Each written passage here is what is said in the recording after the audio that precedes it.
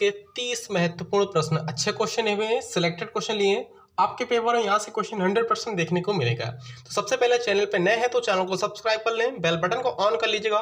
चलिए video start करते हैं। अपने लास्ट में बताने कितने क्वेश्चन आप लोगों ने सही किए हैं, ठीक है। 30 में से कितने क्वेश्चन आप सभी को पहले से ही पता थे क्वेश्चनों के आंसर, ठीक है दोस्तों। इसकी पीडीएफ फाइल आप सभी को टेलीग्राम पर मिल जाएगी। टेलीग्राम चैनल का लिंक इसी वीडियो के नीचे डिस्क्रिप्शन में दे रखा है, तो टेलीग्राम पर वहां से जा सकते हो और डेली का डेली इसकी पीडीएफ पा सकते हो, ठीक है। चलिएगा स्टार्ट करते हैं। पहला क्वेश्चन अच्छा है, देखिएगा ध्यान से। भारत का पहला आधिकारिक जनगणना अभियान किस वर्ष चलाया गया था दोस्तों? भारत का पहला आधिकारिक जनगणना अभियान किस वर्ष चलाया गया था? ऑप्शन पढ़िएगा यहाँ पर 1841, 1881, 1821 या फिर 1861। तो करेक्ट आंसर करिएगा इसका दोस्तों। करेक्ट आंसर क्या हो जाएगा दोस्तों? इसका सही जवाब हो जाएगा ऑप्शन नंबर बी वाला, 1881 में। याद रखिएगा, भारत का पहला आधिकारिक जनगणना अभियान 1881 में चला गया था। फर्स्ट क्वेश्चन का दोस्तों यहाँ पर करेक्ट आंसर क्या है?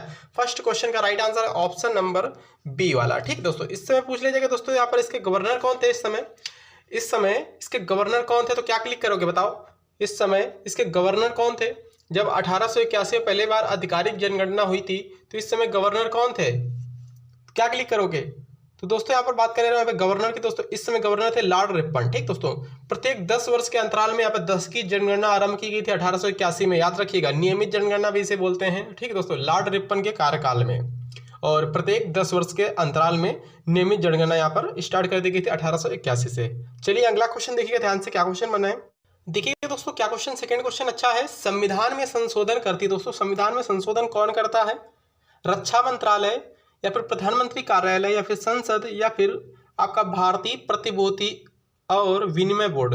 तो दोस्तों सेकंड क्वेश्चन का करेक्ट आंसर क्या हो जाएगा? इसका करेक्ट है ऑप्शन नंबर सी वाला, संसद करती है। याद रखिएगा क्या करेक्ट है दोस्तों? ऑप्शन नंबर सी करेक्ट है, संसद, ठीक दोस्तों। भारतीय संविधान में शक्ति दोस्तों संसद के पास होती है कि संसद मतलब कि भारतीय संविधान में संशोधन करने की शक्ति संसद के पास होती है, ठीक है। याद रखिए, संशोधन करने का जो दोस्तों ये प्रक्रिया है किस देश से ली गई थी? दक्षिण अफ्रीका से ली गई थी, ठीक है। ऑप्शन नंबर यहाँ पर करेक्ट है सी वाला। दोस्तों बात कर ले रहे हैं भाग कौन से भाग में आता है दोस्तों? भाग 20 भाग में आता है, याद रखिएगा। अनुच्छेद कौन से अनुच्छेद में आता है? 368 में आता है, ये भी आप सभी को याद रखना है, ठीक है। संविधान में संशोधन करने का प्रावधान दोस्तों दक्षिण अफ्रीका से लिया गया है। भाग पूछ ले तो भाग 20 में है दोस्तों। अनुच्छेद पूछ ले तो अनुच्छेद 368 के तहत यहाँ पर संशोधन हो सकता है संविधान में, याद रखिएगा। करेक्ट आंसर है ऑप्शन नंबर सी वाला। अगला क्वेश्चन देखिएगा, थर्ड क्वेश्चन इंपॉर्टेंट है। राजेंद्र प्रथम किसका पुत्र था दोस्तों? क्या क्लिक करोगे? राजेंद्र प्रथम किसका पुत्र था? तीसरे क्वेश्चन का करेक्ट आंसर बताओ आप लोग। बिंदुसार प्रथम का, देवभूति प्रथम का या फिर स्कंदगुप्त प्रथम का या फिर राजराज प्रथम का? तो करेक्ट आंसर क्या हो जाएगा? थर्ड क्वेश्चन का करेक्ट आंसर क्या है बताइएगा आप लोग। तो दोस्तों करेक्ट आंसर इसका ऑप्शन नंबर डी वाला हो जाएगा, राजराज प्रथम, ठीक है ना, याद रखेंगे। राजेंद्र प्रथम किसका पुत्र था दोस्तों? राजराज प्रथम का था, याद रखेंगे। करेक्ट आंसर दोस्तों इसका जा रहा है ऑप्शन नंबर डी के साथ। अगला क्वेश्चन देखिएगा, फोर्थ क्वेश्चन देखिए। वृहत हिमालय में स्थित एक ठंडा रेगिस्तान है, कौन सा दोस्तों? लद्दाख, सतपुड़ा, अरावली या फिर विंध्याचल? लद्दाख, सतपुड़ा, अरावली या फिर विंध्याचल? वृहत हिमालय में स्थित एक ठंडा रेगिस्तान है, कौन सा दोस्तों? तो दोस्तों चौथे क्वेश्चन का करेक्ट है इसका ऑप्शन नंबर ए वाला, लद्दाख है, याद रखिएगा। करेक्ट आंसर इसका क्या है? ऑप्शन नंबर ए करेक्ट है, लद्दाख, याद रखिएगा। सबसे ठंडा यहाँ पर है ये रेगिस्तान, याद रखना है, लद्दाख। चलिएगा अगला क्वेश्चन देखा जाए, पर अगला क्वेश्चन क्या बना है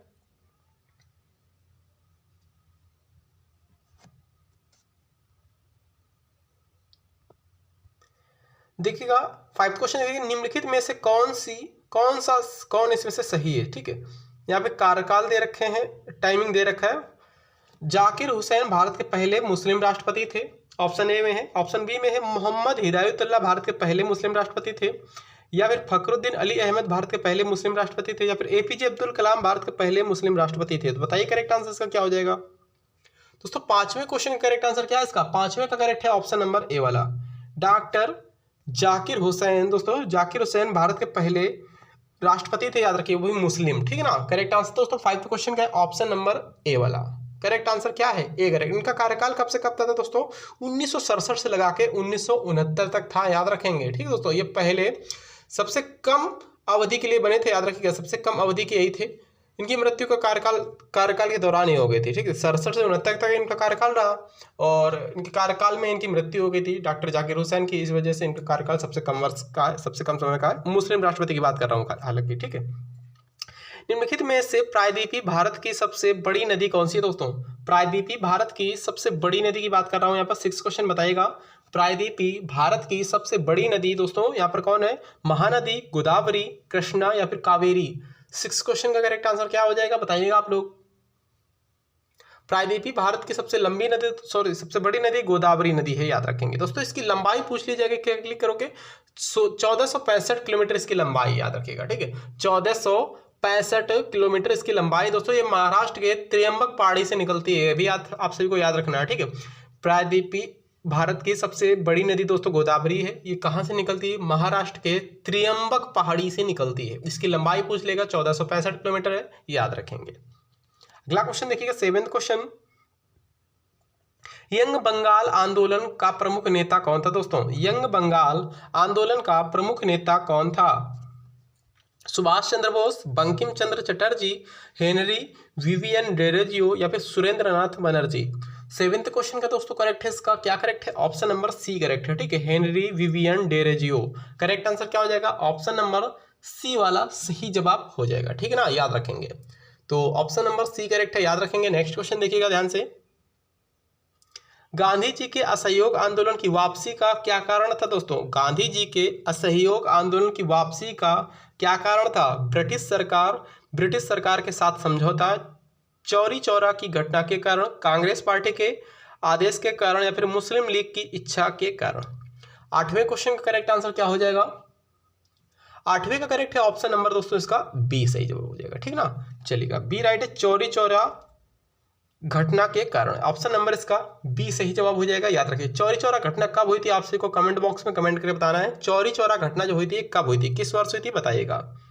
अगला क्वेश्चन देखिएगा, सूर्य से पृथ्वी की निकटतम स्थिति को किस नाम से जाना जाता है? सूर्य और पृथ्वी के जो सबसे निकट दूरी है उसको किस नाम से जाना जाता है, और सबसे अधिक दूरी को किस नाम से जाना जाता है? ये क्वेश्चन बहुत ज्यादा एग्जाम में पूछे जाते हैं। ठीक है ना, तो बताइएगा सबसे निकट दूरी को किस नाम से जाना जाता है? सूर्य के सबसे निकट दूरी को दोस्तों सबसे करेक्ट आंसर आ जा रहा है, राइट आंसर उपसौर बोलते हैं, याद रखिएगा। ठीक है, सूर्य से पृथ्वी के सबसे निकटतम दूरी को उपसौर और सबसे अधिकतम दूरी को दोस्तों बोलते हैं अपसौर। ये भी आप सभी को याद रखना है। ठीक है, सूर्य और पृथ्वी के सबसे अधिकतम दूरी को अपसौर और निकटतम दूरी को उपसौर कहते हैं, याद रखिएगा। करेक्ट आंसर ए वाला।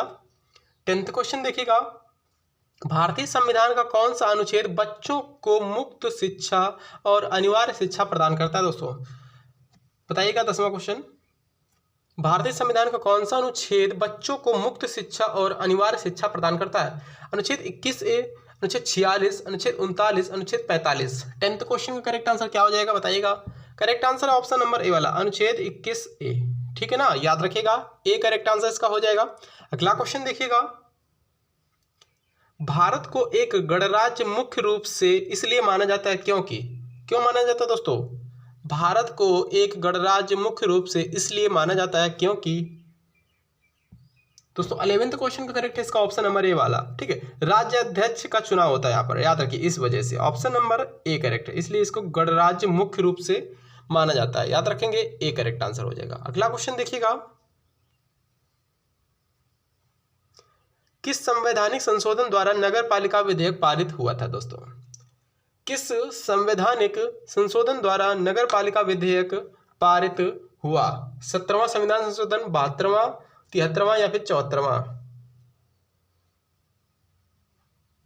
तो करेक्ट आंसर दोस्तों इसका जा रहा है ऑप्शन नंबर डी वाला। ठीक है, 74वां संविधान संशोधन के तहत नगर पालिका विधेयक पारित किया गया था। करेक्ट आंसर दोस्तों इसका ऑप्शन नंबर डी वाला सही जवाब है, याद रखेंगे। पंचायती राज प्रणाली पहले किन 2 राज्यों में लागू की गई थी दोस्तों? पंचायती राज प्रणाली सबसे पहले किन 2 राज्यों में लागू की गई थी? 13 क्वेश्चन का दोस्तों करेक्ट है ऑप्शन नंबर ए वाला, आंध्र प्रदेश और राजस्थान में। पंचायती राज मंत्रालय पूछ लिया जाए कहाँ है तो क्या क्लिक करोगे? पंचायती राज मंत्रालय पूछ ले तो नई दिल्ली में, ये भी आप सभी को याद रखना है। ठीक ना, पंचायती राज मंत्रालय पूछ लिया जाए कहाँ स्थित है तो नई दिल्ली में, ये भी आप सभी को याद रखना है। फिलहाल करेक्ट है ऑप्शन नंबर ए वाला, पंचायती राज प्रणाली सबसे पहले आंध्र प्रदेश और राजस्थान में लागू की गई थी। करेक्ट आंसर है ऑप्शन नंबर ए वाला। अगला क्वेश्चन देखिएगा, सबसे पहला दादा साहब फाल्के पुरस्कार किसे दिया गया था दोस्तों? सबसे पहला दादा साहब फाल्के पुरस्कार किसे दिया गया था? तो दोस्तों सबसे पहला दादा साहब फाल्के पुरस्कार किसे दिया गया था? अभिनेत्री देविका रानी को दिया गया था। करेक्ट आंसर दोस्तों ऑप्शन नंबर डी वाला सही जवाब हो जाएगा, याद रखेंगे। ठीक है, अभिनेत्री देविका रानी। ठीक है ना, चलिएगा अगला क्वेश्चन देखिएगा ध्यान से। किस देश को यूरोप का कॉकपिट कहा जाता है दोस्तों? किस देश को यूरोप का कॉकपिट कहा जाता है?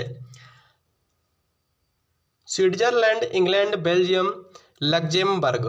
दोस्तों करेक्ट है ऑप्शन नंबर सी वाला, बेल्जियम। याद रखेंगे 15 क्वेश्चन का करेक्ट है ऑप्शन नंबर सी।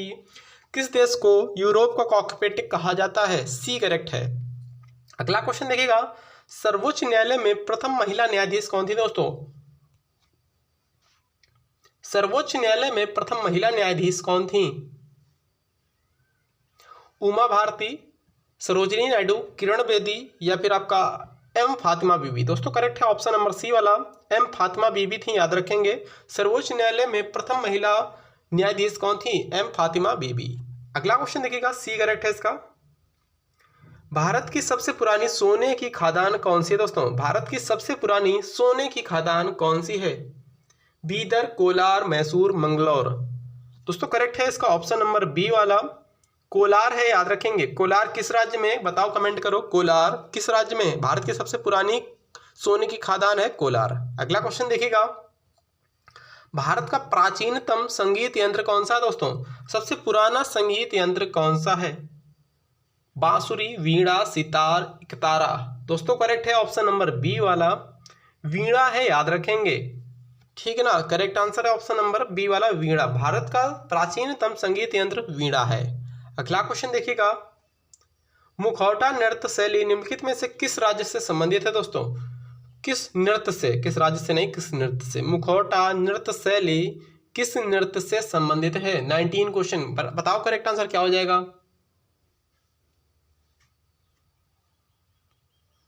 तो दोस्तों इसका करेक्ट आंसर 19 का हो जाएगा कथकली। कथकली जो कि ऑप्शन में है नहीं, ठीक है ना, याद रखिएगा। फिलहाल ऑप्शन नंबर इसमें कथकली है नहीं, तो यहाँ पर कुचिपुड़ी क्लिक कर सकते हो। जो कथकली ऑप्शन में होगा तो कथकली ही क्लिक करना होगा आप सभी को, ठीक है ना। अगला क्वेश्चन देखिएगा, या फिर आप सभी लोग एक यहाँ पर ऑप्शन हटाकर कथकली ही क्लिक कर लेना, ठीक दोस्तों। कथकली करेक्ट आंसर हो जाएगा। मुखौटा नृत्य शैली निम्नलिखित में से किस नृत्य से संबंधित है? कथकली से। अगला क्वेश्चन देखिएगा, राष्ट्रीय पर्यावरण अभियांत्रिकी शोध संस्थान कहाँ स्थित है? राष्ट्रीय पर्यावरण अभियांत्रिकी शोध संस्थान कहाँ स्थित है? नागपुर महाराष्ट्र, अहमदाबाद गुजरात, बरेली उत्तर प्रदेश, भोपाल मध्य प्रदेश। दोस्तों करेक्ट है इसका ऑप्शन नंबर ए वाला, नागपुर महाराष्ट्र में राष्ट्रीय पर्यावरण अभियांत्रिकी शोध संस्थान, ठीक है, याद रखेंगे। करेक्ट आंसर दोस्तों इसका हो जाएगा ऑप्शन नंबर ए वाला, 20 का फिलहाल ए करेक्ट है। अगला क्वेश्चन देखिएगा, संक्षिप्त शब्द सेबी का अक्षर विन्यास होगा। सेबी का फुल फॉर्म दोस्तों सिंपली आप सभी से पूछ लिया गया, सेबी का फुल फॉर्म क्या होता है? 21 क्वेश्चन रिपीट बहुत ज़्यादा पेपरों में, सभी पेपरों में पूछा गया है दोस्तों। सेबी का full form south east bank association, securities and earning board of India, इनमें से कोई नहीं है, फिर securities and exchange board of India. दोस्तों करेक्ट है ऑप्शन नंबर सी वाला, securities and exchange board of India, securities and exchange board of India, correct answer है सी वाला। अगला क्वेश्चन देखिएगा, भारत में निजी क्षेत्र का पहला हवाई अड्डा है दोस्तों। भारत में निजी क्षेत्र का पहला हवाई अड्डा कौन सा है? भारत में निजी क्षेत्र का पहला हवाई अड्डा कौन सा है? चेन्नई में, कोचीन में, जयपुर में, अमृतसर में। करेक्ट आंसर है ऑप्शन नंबर बी वाला, कोचीन में है। भारत में निजी क्षेत्र का पहला हवाई अड्डा कोचीन में है। अगला क्वेश्चन देखिएगा, आयुष्मान भारत योजना के तहत लोगों को कितने रुपए तक का इलाज की सुविधा प्रदान की जा रही है दोस्तों?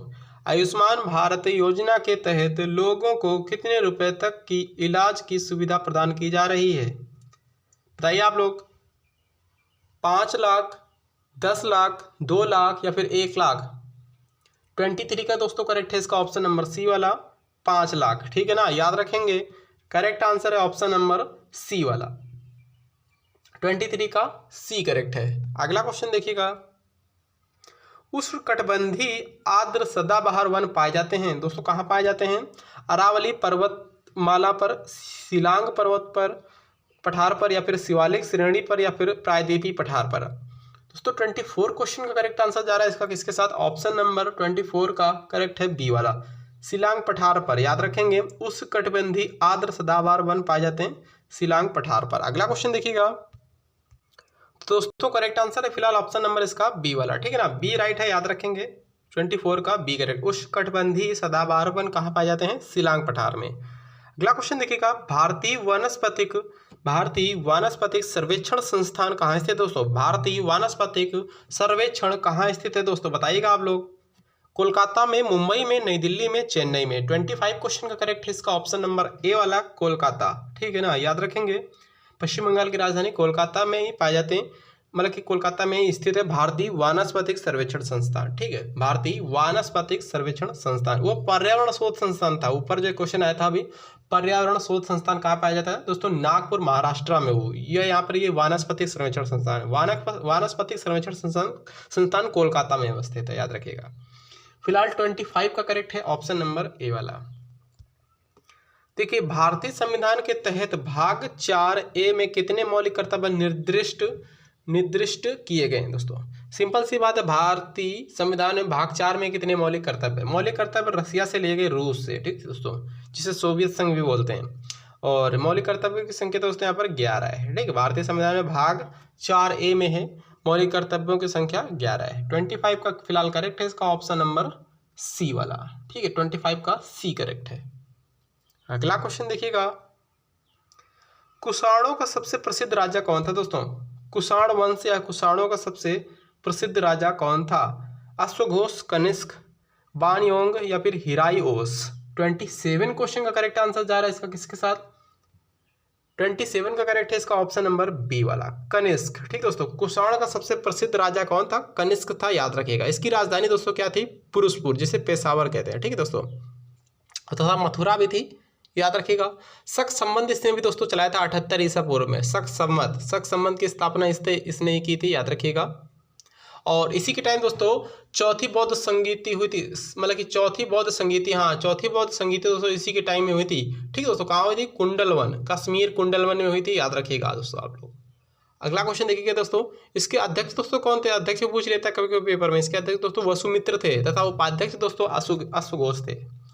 अगला क्वेश्चन देखिएगा, निम्नलिखित में से कौन महमूद गजनवी के दरबार से संबंधित थे दोस्तों, महमूद गजनवी के दरबार से कौन संबंधित है, इसमें से उत्बी, फिरदौसी, अलबरूनी या फिर ये सभी दोस्तों, करेक्ट है ऑप्शन नंबर डी वाला, ये सभी थे। अगला क्वेश्चन देखिएगा, 20 जून 1756 को ब्लैक होल घटना निम्नलिखित में से किसके शासनकाल में घटित थी दोस्तों, 29 बताइएगा करेक्ट आंसर इसका क्या हो जाएगा। 20 जून 1756 में दोस्तों ब्लैक होल घटना सिराजुद्दौला के शासनकाल में घटी थी, सिराजुद्दौला, करेक्ट आंसर दोस्तों इसका हो जाएगा ऑप्शन नंबर बी वाला, ठीक है, सिराजुद्दौला के कार्यकाल में यहाँ पर घटी थी, याद रखिएगा। करेक्ट आंसर क्या है इसका ऑप्शन नंबर सी वाला, सॉरी बी वाला। इसका लास्ट क्वेश्चन देखिएगा, सविनय अवज्ञा आंदोलन के रूप में महात्मा गांधी ने दांडी मार्च कब किया था दोस्तों, सविनय अवज्ञा आंदोलन के रूप में महात्मा गांधी ने दांडी मार्च कब किया था, तो करेक्ट आंसर दोस्तों इसका डायरेक्टली बता दे रहा हूँ, ऑप्शन नंबर डी वाला, 12 मार्च 1930 में किया गया था, याद रखिए। सविनय अवज्ञा आंदोलन के स्थान पर गांधी जी ने दांडी मार्च 12 मार्च 1930 में स्टार्ट किया था। सविनय अवज्ञा आंदोलन के रूप में महात्मा गांधी ने दांडी मार्च 1230 में स्टार्ट किया था दोस्तों। दांडी मार्च दोस्तों साबरमती आश्रम जो अहमदाबाद में, साबरमती आश्रम के जगह से स्टार्ट किया गया था दोस्तों। यहाँ पर 78 अनुयायी थे दोस्तों। 78 अनुयायी के साथ गांधी जी ने 6 अप्रैल 1930 में गांधी तट से यानी कि गुजरात पहुंचकर कानून तोड़कर नमक बनाया दोस्तों। ठीक दोस्तों, कानून तोड़कर नमक बनाया, इसे सविनय अवज्ञा आंदोलन कहते हैं। 6 अप्रैल 1930 में सविनय अवज्ञा आंदोलन, याद रखिए अभी आप सभी को। तो दोस्तों यहाँ पर आपसे को वीडियो कैसा लगा कमेंट करके बताइएगा। मिलते हैं नेक्स्ट वीडियो में। थैंक यू, जय हिंद दोस्तों। अब वीडियो को लाइक सब्सक्राइब शेयर यार कर दिया करो आप लोग।